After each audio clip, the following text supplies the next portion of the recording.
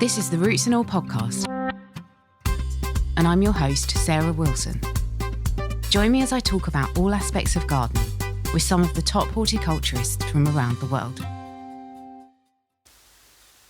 Hello and welcome to this episode of Roots and All, a conversation with the titan of landscaping, Mark Gregory. Mark is a designer and the founder of Landform Consultants, a multi-award-winning design and construction company. Mark has decades of experience shaping gardens, from private spaces to show-stopping exhibits at events like the Chelsea Flower Show, where he's been a celebrated figure for decades. Known for his meticulous attention to detail and his passion for creating functional yet stunning gardens, Mark's work embodies craftsmanship and sustainability. In today's episode, we'll explore Mark's journey, his design philosophy, and his insights into how gardens can enrich our lives. And if you hear any tippy-tappy toes in the background, that's Mark's lovely little dog Brody getting in on the act. I think I've got the best job in the world, really. I was very, very, very lucky. I grew up in very rural Yorkshire. I come from two grandparents. My father's father was a thing called a Jarrow Marcher.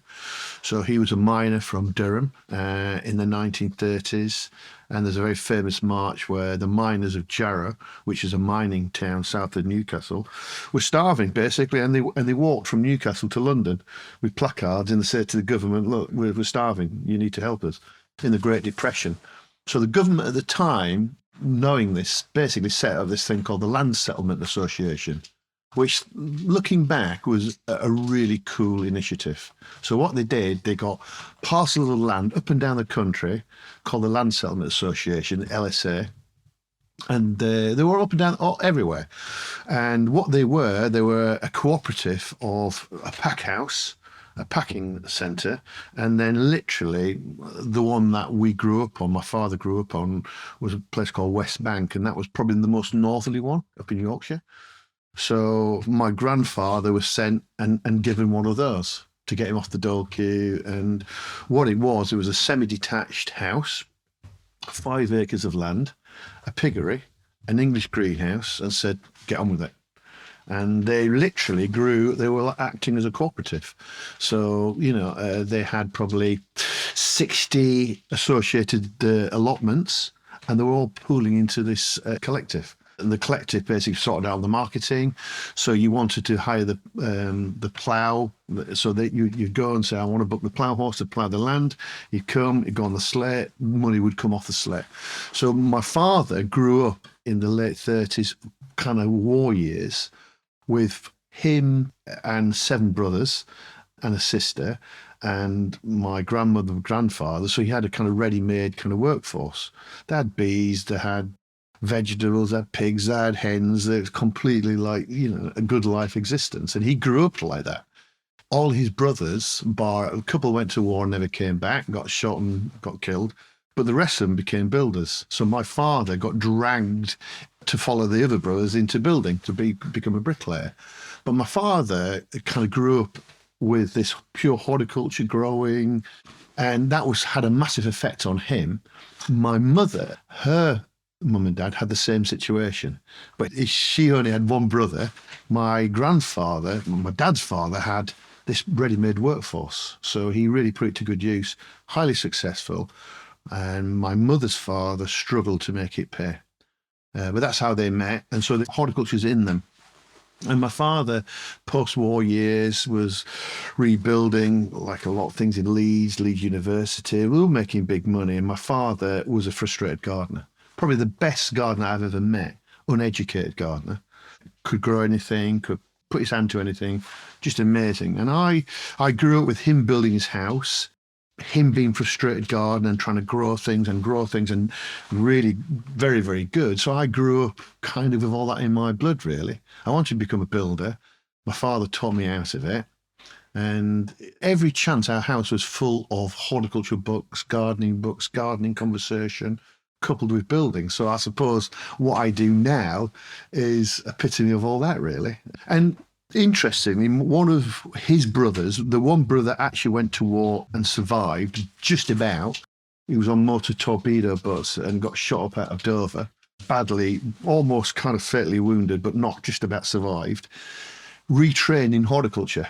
and then went back to the Land Settlement Association, which then had become a really very commercial horticulture. It had gone from this good time living to modern salad production and selling to M&S and all the big supermarkets. Very slick. And my uncle Gordon, basically, I worked for him. I worked for him as in the weekends. I worked for him in the holidays. I worked for him when I left school. So I left school at 16 with moderate qualifications, just about winged it through. And I went to work for my Uncle Gordon. My Uncle Gordon was incredible, highly motivated. And that's where I think I've got my work ethic from, my kind of get up and go. And he taught me how to work, really. He taught me the ethics of work. It was him and his wife. A couple of ladies used to come and do the cropping, but I was his kind of gopher. I did everything and I worked really, really hard. And I did that for a couple of years. He had 5 acres of heated glass, cucumbers, tomatoes, lettuce, celery, all inside crops. And I got to the point where, I was 16, had a scooter, started dating girls, drinking beer, and life was okay. And it was my father just kept on to me. Go to college, get an education. So in the end, I went to college just to shut him up. I really did. So I went to Lancashire College at the age of 17, 18 to do a 1-year national certificate in horticulture, in amenity horticulture. And I actually got there and I really loved it. And I just soaked it all up. And then I went from there, I went to Askham Bryan in Yorkshire and did a 3-year diploma. And that's really when it kind of got me, really, about horticulture and just what it could do. And I managed to blag my way into RHS Wisley and did my middle year at Wisley, which probably to this day was probably the happiest year of my life, because I just, to get into this cathedral of horticulture, and you bear in mind, I hadn't really travelled out of Yorkshire. It was kind of, Sleepy Hollow there. And to come to the hallowed RHS and Wisley, I can still get that feeling of what it felt like, It's quite funny. I actually came for an interview because we had an industry liaison lady at Askham Bryan, and she was in charge with putting people into their industrial placements. And she said, what do you want to do for your industrial placements? So I'd like to go to RHS. We said, oh, no, you can't go there. No, we've sent some bad students. All the students are messed up, and we haven't got a very good reputation in the RHS. We said, no, you can't go there. I was thinking more of a parks department, And I thought, bugger that. So I actually wrote to RHS Wisley on my own, got myself an interview and didn't tell her, bunked off college to go for the interview. This is before mobile phones I ain't got a clue where Wisley was. Kind of got on a train, got to London, got out to West Byfleet and kind of figured it out. And I walked from West Byfleet to Wisley. And it was Chris McKell, who was the director of Wisley at the time. And I walked into Wisley and I cannot tell you the feeling of like, just that grandeur and that feeling of quality and that feeling like, I was 18, 19. And just that feeling that will never forget me. And he said, how have you got down today from Yorkshire? I said, I got the train and walked. Well, you walked? Where did you walk from? So I walked from West Byfleet. What, you walk from West Byfleet? And so I actually thought, don't people down the South of England walk? And it was, only 4 miles or something like that. But that's what got me in. I swear that got me in. And I was just like a sponge. I just absolutely loved it. I just was so happy, grateful to be there. And I just completely embraced it. And I was working with people like, they were under me, Steve Woodhams, Dan Pearson, those people. I was like a sponge. It was the happiest year of my life. And then I went back to Askham Bryan, finished my diploma, and then was spat out the other end. And I got a job down at Squires running there, as assistant contracts manager and a landscape. So Squires were a very traditional garden centre, and still are a garden centre company, but they'd started as landscapers in 1935. And we were the landscape arm of the garden centre. And I'd got there and I was 21. Within 6 months, the manager left. And at 22, I thought, bloody hell, if I got to step up to this, I'm going to get sidelined here. So I said to Colin Squire, who's still around, and I'm still very friendly with him, can I have that job? I didn't know my ass from my elbow. But what I did have is I had a lot of drive and ethics to do business and took it really seriously. And that's how it started, really. So probably at 22, I would have been, I took over the running of Squire's Landscape. We were doing local garden centres, little bits of patios, bits of fencing, the odd bit of design, but nothing great. And it was then I started to court the icons of garden design. And garden design really wasn't to the masses then. It was, and I was starting to work for people like John Brooks, Robin Williams, David Stevens, that old guard. They were the kind of pinnacle of the garden design movement in the UK, I think. And I started to work for them in the early 80s. And, you know, we were doing jobs, huge jobs. When I think back, I was doing jobs £300,000-400,000 back in the early to mid 80s. I ain't got a clue what I was doing. Really, just didn't have a clue. I had no clue about business. And I was pricing it all myself and Colin Squire. The Squires were very happy because I wasn't making too many mistakes. I was making mistakes, of course, but they just trusted me and I loved it. Absolutely loved it. And that's when I started working in really high-end garden design stuff. So really from the mid 80s. And then I got to 88 and I just got fed up with people saying, why don't you do it on your own, Mark? You should be doing it on your own, da, da, da, da, da. And Colin and the Squires family are lovely, lovely people, but their market was the garden centres. And I realised that I wasn't really going to get anywhere. You know, I could still be there now. And, you know, it would be great, but where was I going to go with it? So I thought, I'll go and go self-employed. So I went self-employed with Colin Squire's blessing. I did it very ethically. I didn't steal their labour. I didn't steal their jobs. And I remember I had one Robin Williams Senior, who is a garden designer that I really respect, actually, because he could really design. And he was a really prominent garden designer. And I had one job signed up for Squires. And I said, Robin, I think it's fair to say, I had to tell you that I'm leaving. And he said, well, no. I need you to do this job. So I went to Colin Squire and said, Colin, he really wants me to do this job. And he said, Mark, that's fine. So I did it with the right, but I'd basically left Squires with one job to do. I decided to leave in 88. I started the business in 1989, the 1st of April, 89. And on 2nd of April, 1989, it snowed. And it snowed really heavy. And it was that point I thought, what the hell have I done, really? 6 inches of snow.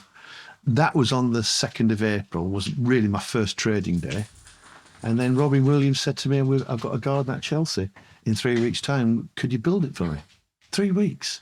And I didn't really know much about Chelsea, except when I was a student at Wisley, they used to bus the students from Wisley up to the RHS Flower Show to help the RHS stage and just be gophers and hunt pots around. And it was at that time when I walked into Chelsea, into the Great Pavilion, and saw guys in top hats and just that, wow. You know, just like blown away by people's just skill and just the sheer perfection. And I thought, you know, one day I'd like to be part of this. Little did I know that is kind of consumed my life, really. But that was it. In 1982, I went to RHS Chelsea for the first time. And then when Robin Williams said, well, it's not a garden, it's a trade stand to promote the Gateshead Garden Festival. And would you want to build it? Well, I didn't know anything about trade stands, judging, gardens. But for me, it was a garden on Main Avenue, which is basically what it was. And that was my first garden at Chelsea then. I look back now and it's a pretty complicated piece of work, considering we had no preparation. We just hit the ground running. But back then, I don't know, we seemed to do incredible things and didn't really think about them too much. No planning, it was just can-do attitude. And I think that's what's been part of my life, really, that kind of get on and do things and kind of, so, yeah. Is that lacking nowadays, do you think?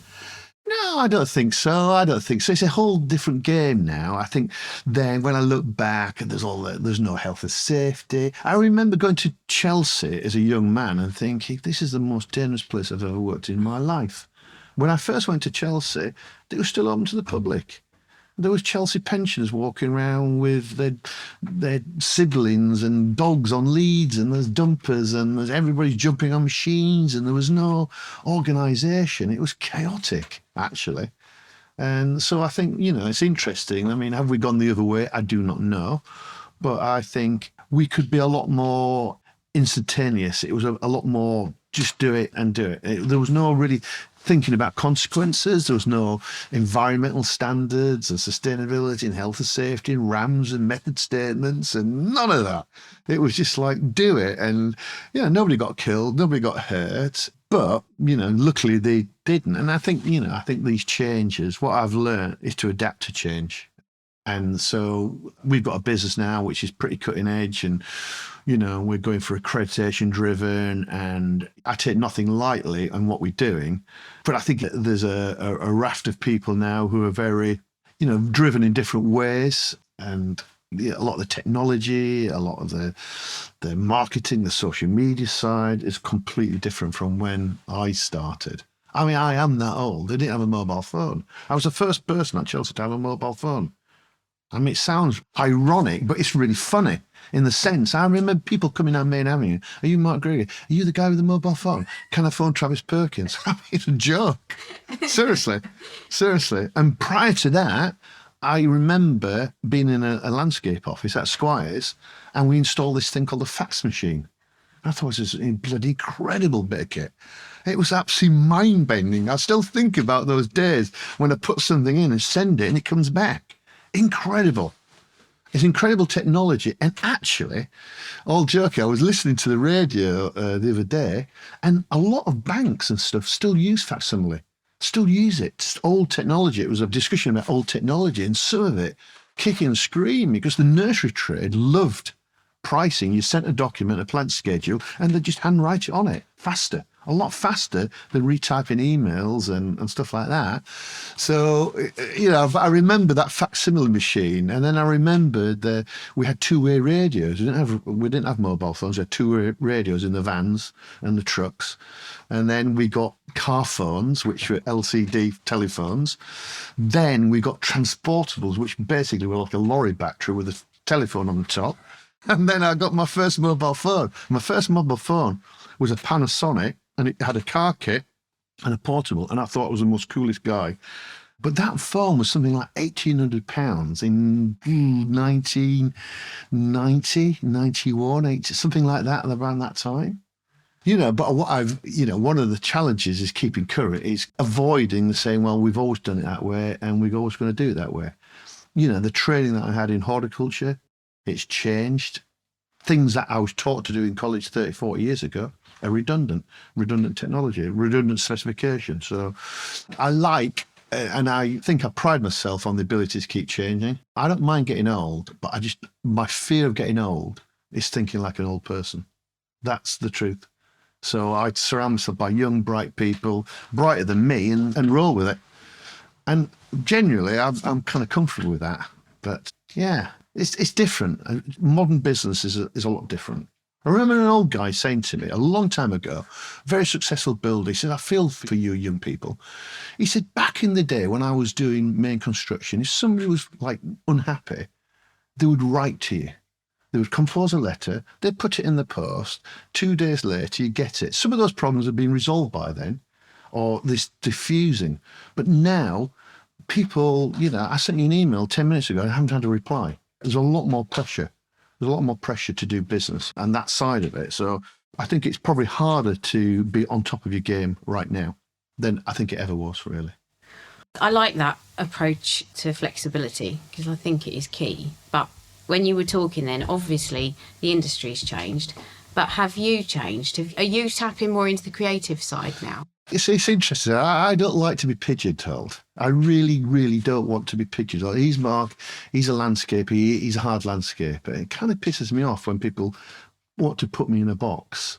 So I'm incredibly inquisitive. I like to know. So, I've got a pilot's license. I've got a motorcycle license. I've got a HGV license. I want to be able to do things.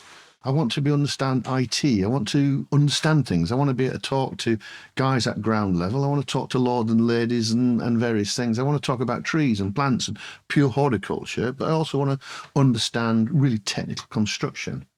So I think that's, for me, what this industry is so good at, because if I meet anybody in this industry, oh, I'm bored of that.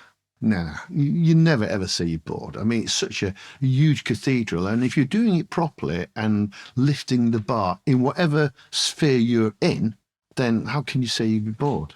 You've never got to the end of it because it's evolving. The technologies now we can implement ourselves, and I'm still getting asked to speak at things, and that's the danger. When people start asking you, you ain't got nothing to say anymore. You're done.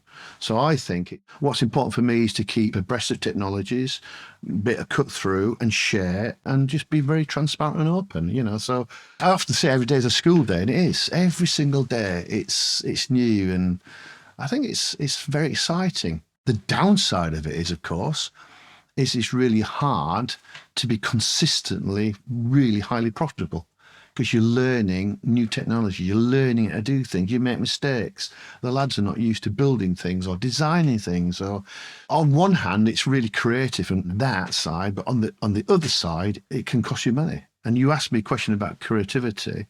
I've worked with some of the best artisans probably in the world, design-wise. And if you're passionate and good at what you do, then, things rub off, spatial design and how things go together. So I'd never say I'm a top flight designer. I got 6 gold medals at Chelsea, personal, as design.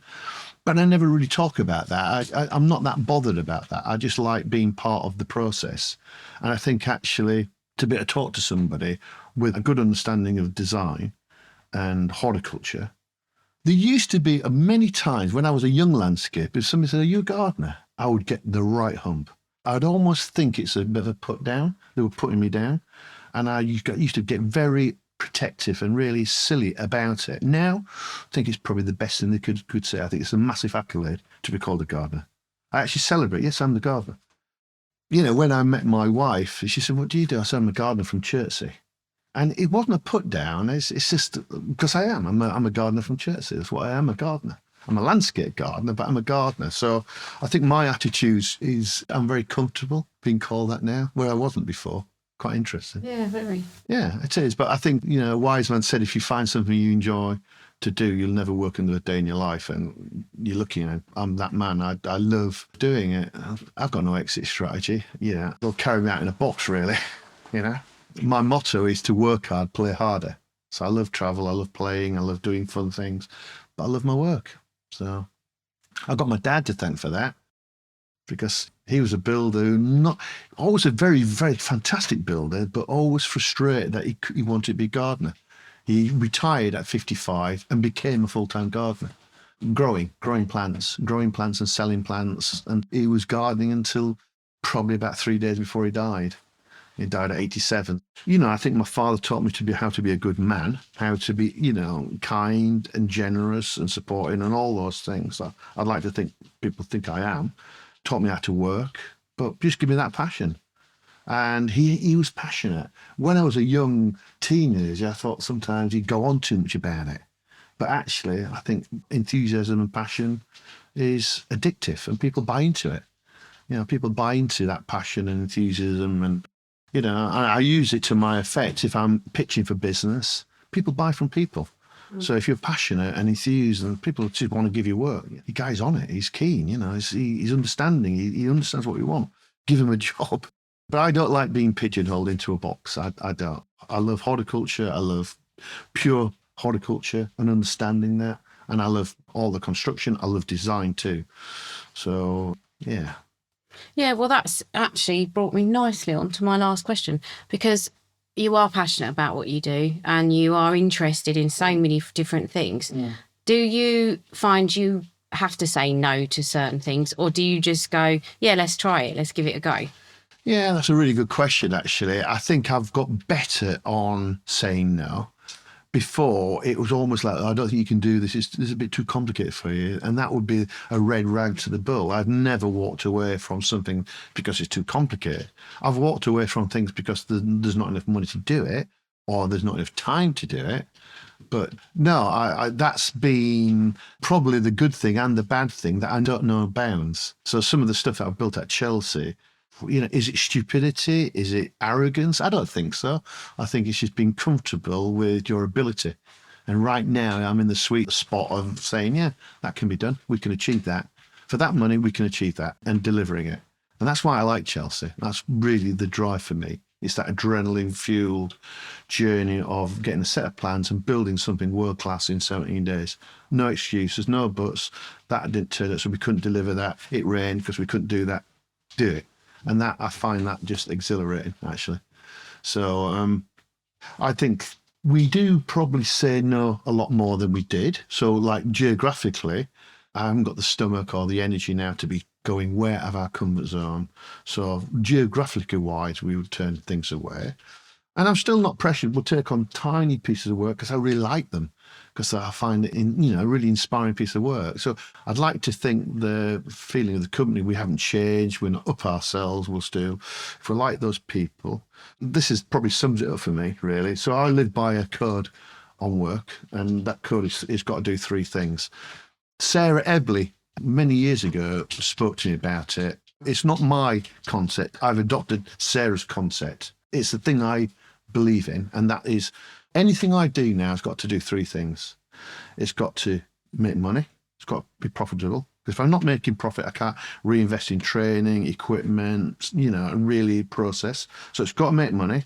It's got to be fun, and I've got to dine out on it. And those are the three things. So dine out means it can be published, it's photogenic, it's an iconic piece of work, Tower of London, RHS Chelsea Flower Show. It's got to be a story that I can do a lecture about or shout about, and people say, I've just done some sewerage work in wherever, who wants to know? It might be a profitable piece of work. So for me, it's got to do those three things. And actually, it's really good then, because that itself, just, can we make money on it? Have we got the right skills? No, it's not. It's completely off-grid. Is it fun? Or is this going to be a really hard slog? It's going to be a hard slog. Let's not do it. And can we dine out on it? And so my business model is quite simple. That is genius. Absolutely genius. Well, as I said, I would like to say it's my idea, but Sarah Edley told me about 10 years ago, and I thought, bloody hell, that's a great idea. It's a great way of filtering what's important to you. My analogy is like a game of golf. Life's like a game of golf. When you're 18, you're on the first tee and you're hooking the ball in the woods and it's a bit of a giggle and it's all going wrong. When you get to 40, you're on the 9th hole. And you think, you've got mortgage, you've got family, you've got all these things going on. It's all getting a bit serious. Well, Sarah, I can see the clubhouse. I'm that close to checking out. So every stroke I take now has to matter. It has to be meaningful. I don't want to waste time. I don't want to work for arrogant, rude people. I want to still do great work. And so everything I do needs to be considered, actually. I live by that code too, I can see the clubhouse. I'm on the 17th hole, maybe 16th, 17th. Not far. Not many shots left to play. I don't believe it. Well, no, I'm going down fighting. They're not taking me alive, for sure. And I think all that is, okay, if you get ill health, then that limits you and that's unfortunate. But if you've got good health and you think like a young person, what's to stop you? And this industry promotes that as well. Some of the people that you meet, certainly through the RHS stuff, amazing, talented horticulturalists, growers and exhibitors and stuff, and I just think there's too many to name. So, I might get a set of steps named for me at Chelsea Flower Show. Thank you very much to Mark for sharing his experiences, and thanks to you for listening. If you like this episode, I recommend checking out episode 278, Sustainability Matters, and episode 127 about John Brooks. You can download or listen to the podcast direct from the website rootsandall.co.uk. Please also check out my Patreon, where you can make a one-off donation or take out a monthly subscription to help support the podcast. Because if you enjoy the show, please help it continue. I also have a GoFundMe where you can make a one-off donation. Even a one-off donation of £1 helps, and I'll be really grateful for your support. So please go to Patreon or GoFundMe and search for Roots and All Podcast.